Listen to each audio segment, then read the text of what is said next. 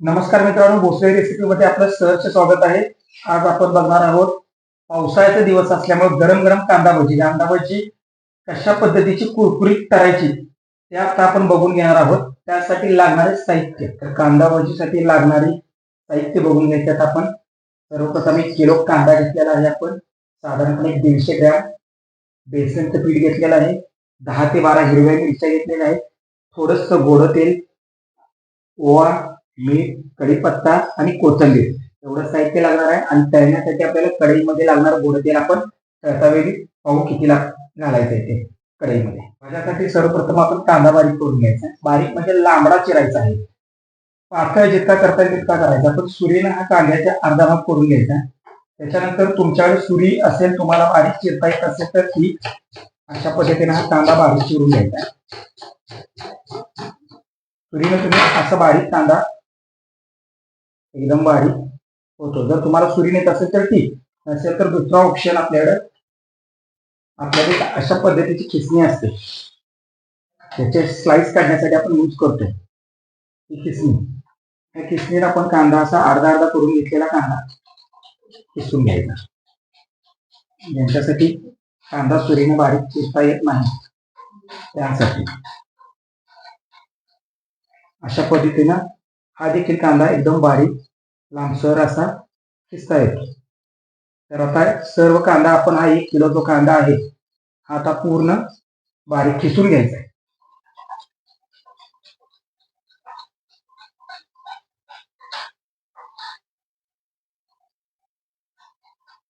हा 1 किलो कांदा आता आपण चिरून घेतलेला आहे. हा कांदा सगळा चिरून झालेला आहे. आता याच्यासाठी आपण 10 ते 12 हिरव्या मिरच्या घेतलेल्या आहेत. त्या आपण आता बारीक चिरून घ्यायच्या. त्याचे देठ काढायचे आणि बारीक चिरून घ्यायचे. तुम्हाला जसे येतील असेल, तुम्हाला किती तिखट हवा आहे त्या पद्धतीत तुम्ही मिरची घातली तरी चालेल. पण आम्ही जरा कोल्हापूरचं त्यामुळे जरा तिखट लागतच. तर मित्रांनो, बारीक चिरून घेतलेला हा 1 किलो कांदा एका पातेल्यामध्ये किंवा कशामध्ये तुमच्याकडे एखादा बाउल असेल मोठा तर त्याच्यामध्ये टाकून घ्यायचा. बारीक चिरून घेतलेला कांदा,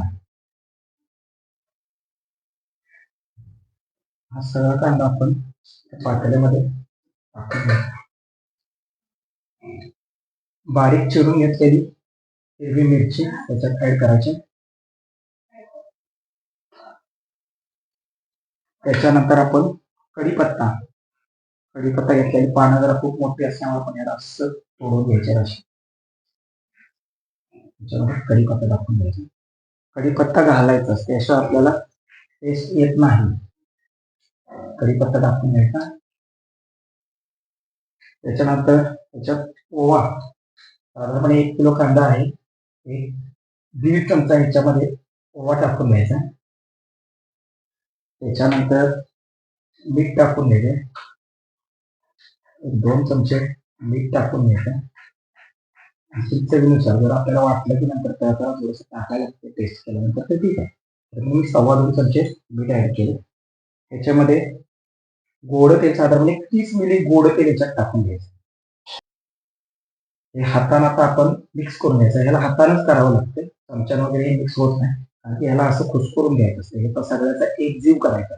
यासाठी आपण हातानच त्याला मिक्स करून घ्यायचं. सगळं मिक्स म्हणजे बराच वेळ जरा ह्याला कांदा जोपर्यंत सॉफ्ट होत नाही, मऊ होत नाही, पाणी सुटत नाही, तोपर्यंत याला थोडस आपण हाताने मिक्स करून घ्यायचं आहे.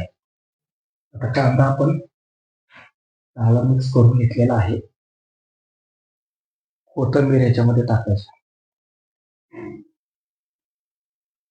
कोथिंबीर घातल्यानंतर थोडं मिक्स करून घ्यायचे हलक्या हाताने. ह्याच्यामध्ये आता आपण साधारण 150 ग्रॅम बेसन घेतलेलं आहे किलोभर कांद्याला. 150 ग्रॅम पण लागेल असं काही नाही. ह्याच्यामध्ये पाणी घालायचं नाही, बेसन टाकून घ्यायचं. बेसन जास्त घालायचं नाही, नाहीतर भजी अशी मऊ बिलबिलीत होतात. जितकं कमी बेसन वापराल तुम्ही, कांदा असा सुट्टा सुट्टा झाला पाहिजे, तरच पाणी घालायचंच नाहीये. गरज पडली तर थोडंसं नंतर याच्यामध्ये शिंपडायचं आहे. ते आमच्या कांद्याला सुटलेल्या पाण्यामध्ये मिक्स करून घ्यायचं. हे आपण बेसन मिक्स करून घेतलेलं आहे. थोडीशी पाण्याची गरज पडली तर हातावरती असं थोडं पाणी घ्यायचं, एवढं शिच्यामध्ये फिरवायचं. जास्त पाणी घ्यायचं नाही आहे. कांद्याला सुट्ट्याला जे पाणी आहे त्याच्यामध्येच हे करायचं, थोडं गरज पडली तर. आता हे आपलं कांदा भाजीसाठीचं मिश्रण तयार आहे. थोडंसं मिक्स केलेलं. तर मित्रांनो, आपण तेल गरम झाले का बघा, भजी तळून घ्यायच्यात. तावा आलायचा बघायचा, पाणी मारून आता भजी आपण सोडायचं. भजी धरताना हातात उगत असं गोल करत बसायचं नाही. असं करत बसला तर तुमची भजी चांगली होत नाही, कुरकुरी होत नाही आणि बिलबिलीत होतं. त्यासाठी असं फक्त भजी असं घ्यायचं आणि त्याचं थोडस असं त्याचं चिंग बाहेर राहायची पाहिजे, किंवा बाहेर थोडस थोडस दाबून घ्यायचं आणि बाहेर आलेले जसं कांदा आहे तसाच ठेवायचा.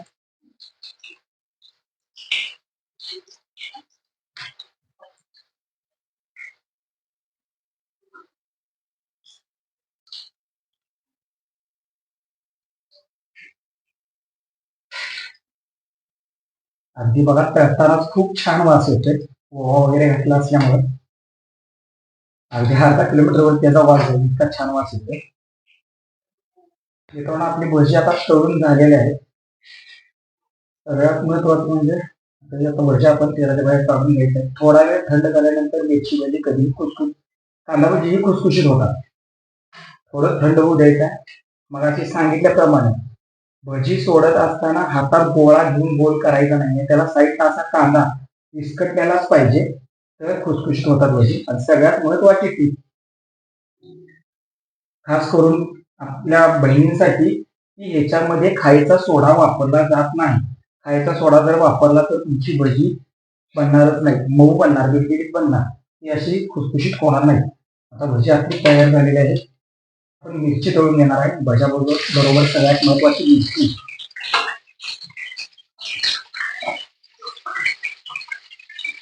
तर मित्रांनो, भजी तयार झालेले आहेत आपली.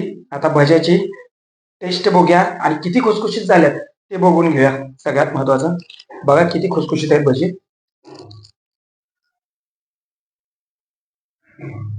त्याच्यासाठी हिरवी मिरची घेतलेला आहे. आपल्या भोसले रेसिपी या चॅनलला लाईक करा, शेअर करा आणि सबस्क्राईब करा. काही कमेंटमध्ये तुमचे मुद्दे असतील तर सुचवा.